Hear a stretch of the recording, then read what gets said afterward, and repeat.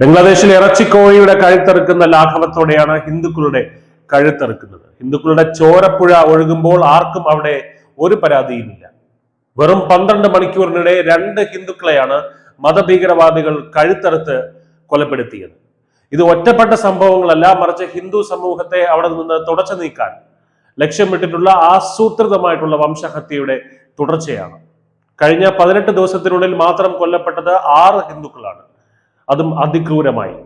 നർസിംഗ്ധി നഗരത്തിൽ പലചരക്ക് കട നടത്തിയിരുന്ന മോണി ചക്രവർത്തിയാണ് ഒടുവിലത്തെ ഇര.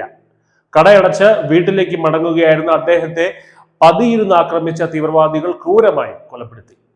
ഇതിന് തൊട്ടു മുൻപാണ് 28-കാരനായ റാണ പ്രതാപ് ബരംഗി എന്ന യുവാവിനെ ഇതേപോലെ തന്നെ കൊലപ്പെടുത്തിയത്.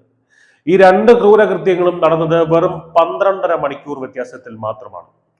കൊല്ലപ്പെടുന്ന ഹിന്ദുക്കളിൽ ഭൂരിഭാഗവും ബിസിനസ്സുകാരും സാധാരണക്കാരുമാണ്. ഹിന്ദുക്കളുടെ സാമ്പത്തിക ഭദ്രത തകർക്കുക എന്നതും ഈ ആക്രമണങ്ങളുടെ ലക്ഷ്യമായി കരുതപ്പെടുന്നുണ്ട്.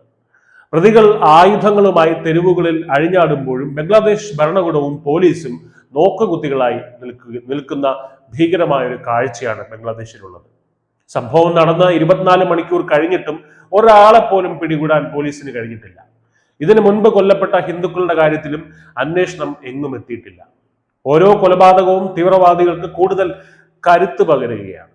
ഏറ്റവും ഭയാനകരമായിട്ടുള്ള കാര്യം ബംഗ്ലാദേശിലെ രാഷ്ട്രീയ നേതൃത്വത്തിന്റെ മനോഭാവമാണ്. ബംഗ്ലാദേശ് നാഷണലിസ്റ്റ് പാർട്ടി, അതായത് ഇനി വരും എന്ന് പറയുന്ന പാർട്ടി അതിന്റെ നേതാവ് മിർസ ഫക്രുൽ ഇസ്ലാം പറയുന്നത് ഹിന്ദുക്കൾ കൊല്ലപ്പെടുന്നത് ചെറിയ കാര്യങ്ങൾ മാത്രമാണെന്നാണ്. മാധ്യമങ്ങൾ ഇത് വലുതാക്കി കാണിക്കുകയാണ് എന്ന് പറഞ്ഞ് അദ്ദേഹം ഈ നരനായാട്ടിനെ ന്യായീകരിക്കുകയാണ്. അതേസമയം മുഹമ്മദ് യൂനസിന്റെ നേതൃത്വത്തിലുള്ള ഇടക്കാല സർക്കാർ തീവ്രവാദികൾക്ക് ഹിന്ദുക്കളെ വേട്ടയാടാനുള്ള ലൈസൻസ് തന്നെ നൽകിയിരിക്കുകയാണ്.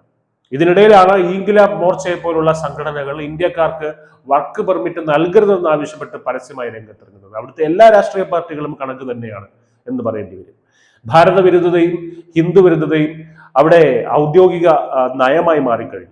ബംഗ്ലാദേശിലെ ഹിന്ദുക്കളുടെ ജീവന് പുല്ല് വില പോലും നൽകാത്ത ഒരു ഭരണകൂടമാണ് അവിടെ ഉള്ളത്.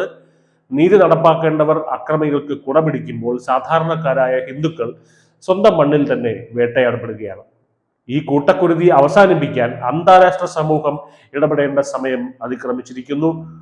മൗനം പാലിക്കുന്നത് ഈ വംശഹത്യയ്ക്ക് കൂട്ടുനിൽക്കുന്നതിന് തുല്യമാണ്. News desk, news India Malayalam.